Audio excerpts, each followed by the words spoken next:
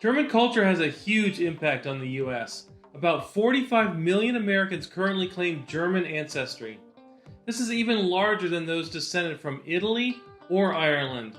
So, you might think that these ties mean that American and German culture would have some things in common. But there are many things, both big and small, that are actually quite different here in Germany than people from the US might expect.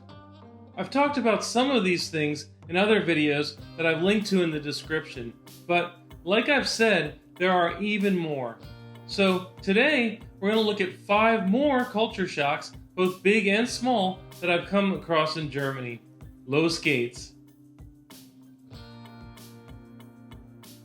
I've mentioned in other videos about how slow the German bureaucracy is and how long it sometimes takes to get contractors to fix things in your apartment.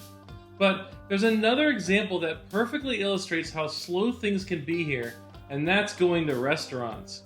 In the US, if you go to a restaurant, the entire experience feels rushed. Everything moves very quickly, from ordering, to getting your food, to eating, to getting the bill and leaving.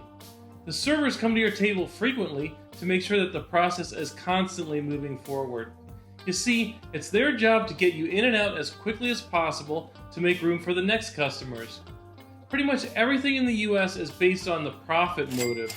So, to make more money, you gotta keep everything moving along quickly. Germany is basically the complete opposite of this, and this can be challenging to get used to. You see, in Germany, when you sit down in a restaurant, there isn't any sort of imaginary clock ticking down to track how rapidly the staff needs to get you out of there. Going out to eat here is meant to be a relaxing experience. Many Germans will stay in a restaurant for a long time. Of course, it varies, but the average length of dinner in a restaurant here is somewhere between 1.5 and 3 hours. In fact, when you make a reservation at a restaurant here, they often set it for 2 hours by default. On the other hand, I don't find that the service here is too slow. You'll normally get a menu and be able to order fairly quickly. But after your food comes, servers will pretty much leave you alone. They may check on you once during the meal, but they often don't. So, if you need anything, including the bill, you just need to flag them down to ask for it. This may seem like a small difference, but it means that the pace in restaurants feels a lot slower and more relaxed.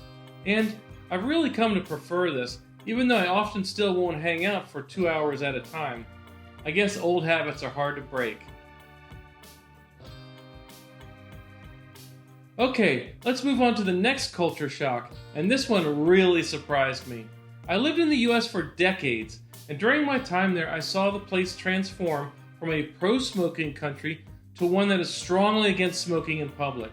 In fact, when I left the US 5 years ago, there were virtually no smokers out in public, and it wasn't really considered cool to smoke anymore either.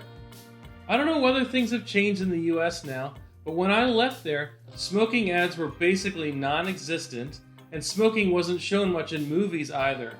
So, when I came to Germany, I was definitely shocked to see so many smokers everywhere. According to the latest numbers from Eurostat, 24% of the population in Germany smokes, and Berlin, where I live, has the highest percentage of smokers in all of Germany. Here in Berlin, it seems like you can find smokers in all sorts of places: building entrances, outdoor cafes, parks, sidewalks, etc. I would guess that at least a third of the people here are smokers. What I find even more shocking is when I see people here smoking around babies and young children. That was definitely not a thing when I left the US. Public health campaigns in the US over the years have warned of major health problems associated with smoking and exposure to secondhand smoke, like cancer and heart and lung disease. I'm not really sure why the same thing hasn't happened here in Germany. I guess every culture has its blind spots, but this one thing I don't think I'll ever get used to, even without worrying about all of the health risks, since just smelling smoke all the time is really unpleasant.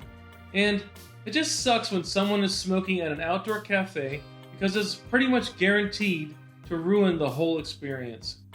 It surprises me that other people here don't really seem bothered by it, even though about 45,000 people per year die from lung cancer in Germany. In fact, lung cancer is the top cancer killer in Germany. But this issue is mostly ignored by the news media, and smoking in public is not aggressively addressed by the government here. Of course, there are some historical reasons that continue to impact cultural ideas about smoking here in Germany that may help explain its persistence. Please see the link in the description for more on this. Okay, moving on. Let's talk about another thing that will throw some Americans off here in Germany. I've talked in other videos about how most of the stores close here on Sundays.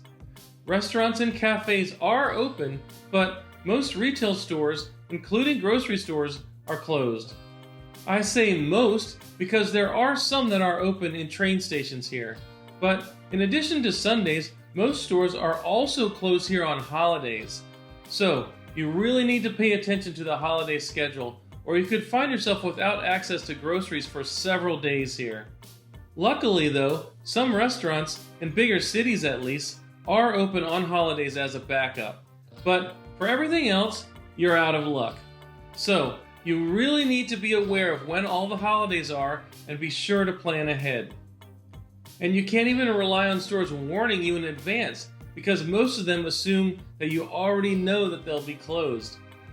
This one caught me off guard several times when I first moved here, because it's just not a thing in the US where everything is always open. But I learned my lesson pretty quickly. Most Americans are used to being given lots of warnings about what they should and shouldn't do.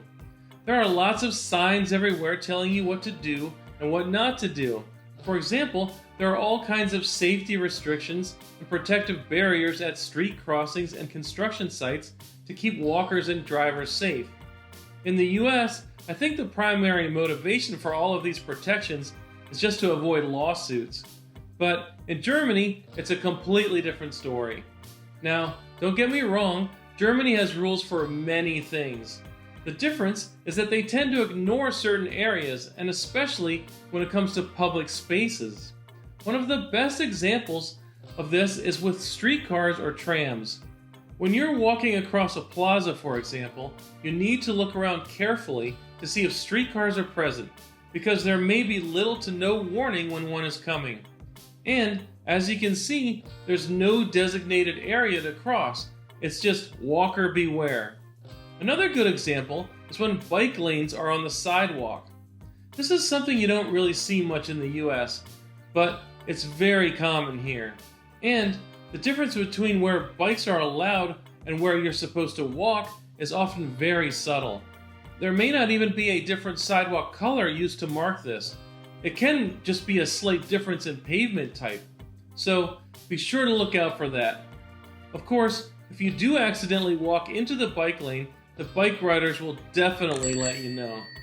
Oh, and I should also mention there is another big difference in walking surfaces here. In the US, because of the Americans with Disabilities Act, walking surfaces are required to be mostly flat. That's not a thing here. Since there are so many historic towns with cobblestone streets and narrow, uneven sidewalks all over Germany, you'll often come across very rough walking surfaces. So you gotta be careful when you're walking around here, because if you're not paying attention, you could easily twist an ankle, fall, or worse. And, in most cases, it's not worth it to sue someone over this, since Germany does not award punitive damages. So yeah, you gotta watch out for yourself here.